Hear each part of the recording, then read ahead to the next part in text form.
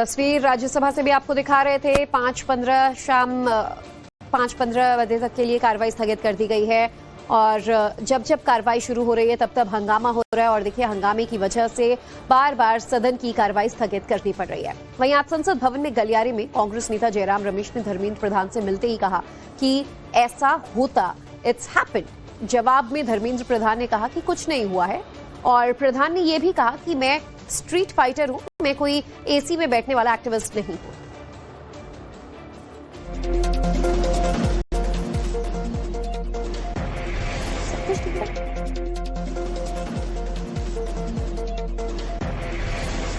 संसद की कार्रवाई को लेकर जो अपडेट्स आ रहे हैं आपको बता दें, राज्यसभा की कार्रवाई स्थगित हुई है। अब से कुछ देर पहले ही कार्रवाई को सुचारू रूप से शुरू किया गया था। इससे पहले सुबह भी कार्रवाई शुरू हुई तो विपक्ष के शोरगुल और हंगामे की वजह से कार्रवाई को स्थगित करना पड़ा। एक बार फिर शाम 5:15 तक के लिए स्पीकर ने जो है कार्रवाई को स्थगित किया है चेयरपर्सन ने। और आपको बता दें कि आज शाम 5:15 पर फिर से कार्रवाई शुरू की जाएगी। लेकिन जिस तरीके के आसार नजर आ रहे हैं, जैसा हंगामा विपक्ष की तरफ से किया जा रहा है, उम्मीद ये थी कि सोमवार को शायद दोनों ही सदनों में कार्रवाई हो, लेकिन गतिरोध लगातार बरकरार है और विपक्ष जो है लगातार हंगामा कर रहा है, जिसकी वजह से संसद की कार्रवाई हो नहीं पा रही। मॉनसून सत्र अब तक लगातार पिछले एक हफ्ते से भी अधिक वक्त से हंगामे की भीड़ चढ़ता आ रहा है। दोनों ही सदनों में इस तरीके की तस्वीर सामने आ रही है।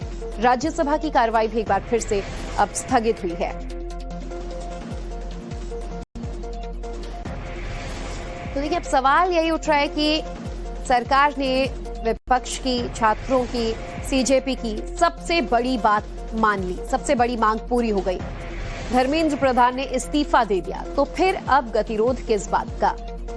पिछले हफ्ते संसद की कार्रवाई जब जब चल रही थी, सभी सांसद, सभी नेता एक ही बयान दे रहे थे कि हम कार्रवाई का हिस्सा तभी बनेंगे, हम कोई भी बिल पर चर्चा तभी करेंगे जब धर्मेंद्र प्रधान इस्तीफा देंगे।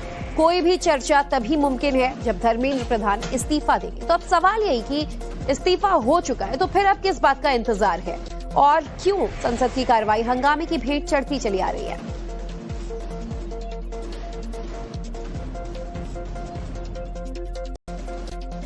तो राज्यसभा की कार्रवाई एक बार फिर हंगामे की भेंट चढ़ गई है। लोकसभा की भी कार्रवाई स्थगित हुई थी। दोनों ही सदनों में लगातार विपक्ष का हंगामा देखने को मिल रहा है। एक के बाद एक जो मांगे हैं वो बदलती चली जा रही हैं विपक्ष की भी।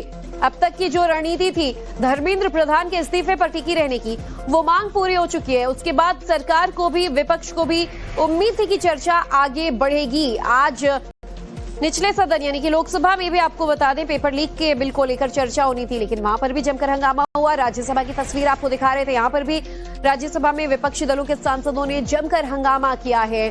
और अब सवाल यही है कि आखिर क्या पूरा मॉनसून सत्र ऐसे हंगामे की भेंट चढ़ जाएगा? आखिर ये गतिरोध कब खत्म होगा?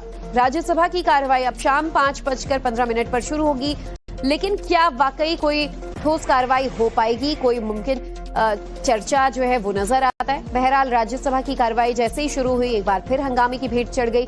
तस्वीरें भी आपको हम दिखा रहे थे सदन से। हमारी संवाददाता रंजिता झा फोनलाइन पर हमारे साथ जुड़ चुकी हैं। रंजिता लाइव हमारे साथ जुड़ गई हैं। रंजिता देखिए सवाल यही था कि शायद आज गतिरोध खत्म हो जाए और सत्ता पक्ष विपक्ष आपस में चर्चा करें नीट को लेकर, पेपर लीक पर आने वाले बिल को लेकर, लेकिन ऐसा नजर नहीं आ रहा है। राज्यसभा की कार्रवाई एक बार फिर हंगामे की भेंट चढ़ गई है। विपक्षी सांसद अब क्या कह रहे हैं? देखिए ज्योति, शिक्षा मंत्री के इस्तीफे के बाद यही उम्मीद लगाई जा रही थी कि मॉनसून सत्र के दूसरे हफ्ते में आज से कार्रवाई जो है वो सुचारू रूप से चलेगी और जो बिल लाया गया है, जो 2014 कानून जो है उसको बदले जाएंगे और उस पर आज उस बिल को टेबल किया गया लोकसभा में चर्चा की भी बात की जा रही थी। लेकिन इन तमाम बातों के बीच विपक्ष जो है वो यूनाइटेड लोकसभा और राज्यसभा दोनों ही सदनों में गृह मंत्री के बयान की मांग कर रही है। वो कह रही है कि जिस तरह की कार्रवाई इस जंतर मंतर पर या फिर पूरे देश भर में जिस तरह का आंदोलन हुआ उसमें जो पुलिस की कार्रवाई रही है, बच्चों को जिस तरह मारा गया और ये कहा गया था सरकार की तरफ से कि जितने भी मामले थे जो एफआईआर हो रहे थे वो तमाम एफआईआर रोक दिए जाएंगे और सारे जो मामले हैं उसको खत्म किया जाएगा। लेकिन इस तरह की कोई चीज नहीं निकल कर आ रही है। जो स्थिति है वो स्पष्ट की जाए गृह मंत्री के द्वारा, और इसी मांग को लेकर लगातार सदन जो है वो स्थगित हो रहा है। राज्यसभा की कार्रवाई शुरू हुई और हो हंगामे के बाद, विपक्ष की नारेबाजी के बाद एक बार फिर स्थगित कर दी गई और कहा जा रहा है कि अब 5:15 पर एक बार फिर से सदन की कार्रवाई शुरू होगी।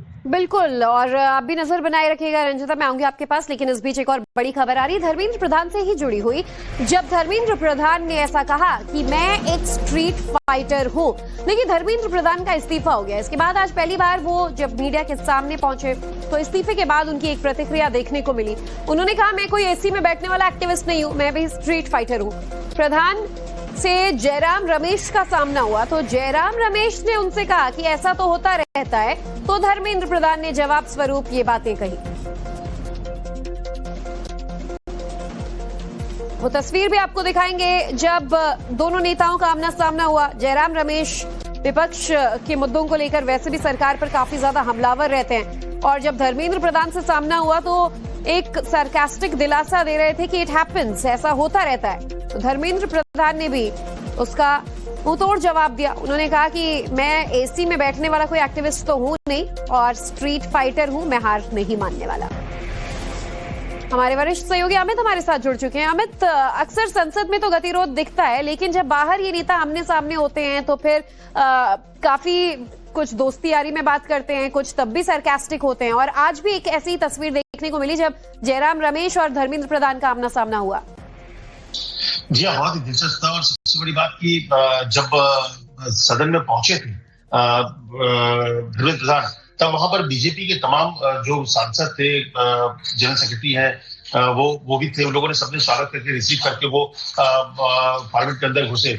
और जब जयराम रमेश से मुलाकात हुई तो जयराम रमेश ने निश्चित तौर पर ये थोड़ा सा मजाकिया ही लहजा था कि अरे ये होता रहता है, हो गया। बट उन्होंने साफ तौर पर उनका कॉन्फिडेंस ऐसा नहीं कि इस्तीफा देने के बाद धर्मेंद्र प्रधान का कहीं मोरली वो डाउन दिख रहे थे। निश्चित तौर पर देखिए, मंत्री पद गया है तो वो होता, लेकिन मानसिक रूप से आप हो सकते हैं परेशान। लेकिन धर्मेंद्र प्रधान ने तुरंत ही हंसते हुए कहा नथिंग हैपेंड। उन्होंने कहा इट्स हैपेंड, उन्होंने कहा नथिंग हैपेंड। और उन्होंने ये कहा कि मैं स्ट्रीट फाइटर, मैं कोई एसी में बैठने वाला एक्टिविस्ट नहीं हूँ। और एक सही बात है कि धर्मेंद्र प्रधान उन लोगों में से हैं जो कि आप देखिए जब विपक्ष में थे तो पार्टी के लिए हमेशा वो काम करते रहे। जमीन से आप कह सकते हैं उठकर वो यहाँ तक पहुंचे हैं, तो संघर्ष करने वाले लोगों में से रहे हैं धर्मेंद्र प्रधान। और वही चीज उन्होंने कहा कि वो स्ट्रीट फाइटर है। और इन सब चीजों का बहुत ज्यादा फर्क, कहीं ना कहीं अंदेशा संदेश यही था कि इन सब चीजों का बहुत ज्यादा फर्क मुझे नहीं पड़ता, क्योंकि मैं एसी में बैठ के राजनीति नहीं करता। एसी में बैठ के कभी देश में एक नेता के नाम को लेकर इतना बड़ा बवाल हो रहा हो, तमाम विपक्ष एकजुट हो रहा हो, तो और मामला भी लगभग 1-1.5 महीने तक खींचा है अमित, ऐसे में नेताओं पर बहुत ज्यादा मानसिक तनाव, प्रेशर भी बना रहता है। लेकिन आज जो उनका बॉडी लैंग्वेज देखने को मिल रहा था, काफी कूल वो नजर आ रहे थे। गाड़ी से उतरे तब भी मुस्कुरा रहे थे, मीडिया को देखा, नेताओं को देखा, तब भी बड़े कॉन्फिडेंटली दोनों हाथ जोड़कर प्रणाम करते हुए, बातचीत करते हुए आगे वो बढ़े, जैसे कि अभी उनको किसी बात की कोई ऐसी चिंता या मानसिक तनाव नहीं है। जी हाँ, एकदम मेरी भी मुलाकात हुई जब वो ऊपर आए, से ऊपर चढ़े तो मेरी मुलाकात हुई। उन्होंने हंसती बात कैसे हो अमित, फिर उन्होंने पूछा, मैंने भी उनसे हाथ मिलाया। और कहीं पर भी देखिए, और सबसे बड़ी बात की पार्टी के भीतर उनका इस्तीफा होना था, इस्तीफा पार्टी ने लिया, उन्होंने इस्तीफा दिया, नैतिकता के आधार पर इस्तीफा भी दे दिया। लेकिन पूरी की पार्टी उनके साथ है। जब वो आए तो उनको एक तरह से रिसीव किया। कई सांसद थे, उनको टोपी पहनाई गई, उनका स्वागत हुआ। कहीं से भी ऐसा नहीं हुआ कि आपने इस्तीफा दे दिया, सरकार से आप हट गए हैं तो आप अलग थलग पड़ जाएंगे। पूरी बीजेपी उनके साथ थी। और इसीलिए वो जब रिसीव करके ऊपर आए तो बाकायदा मुझसे भी मुलाकात हुई तो उनको बहुत ही कॉन्फिडेंट थे, बहुत कूल थे, कोई ऐसी परेशानी उनके चेहरे पर नजर नहीं आ रही थी। और सबसे बड़ी बात की वो इस बात को उन्होंने लिखा भी था कि बात छात्रों की है और इसलिए नैतिकता की जिम्मेदारी ले रहे हैं। और वो नहीं चाहते कि छात्रों का कोई गलत इस्तेमाल हो, जिस तरीके से जो एंटी नेशनल लोग हैं, कई इस तरह के लोग घुसे हुए हैं। तो लेकिन बिल्कुल संसद के अंदर बाहर दोनों ही तरफ से इस तरीके की जो तस्वीरें सामने आ रही है, हम आप तक पहुंचा रहे हैं। धन्यवाद अमित आपका इस पूरी जानकारी के लिए।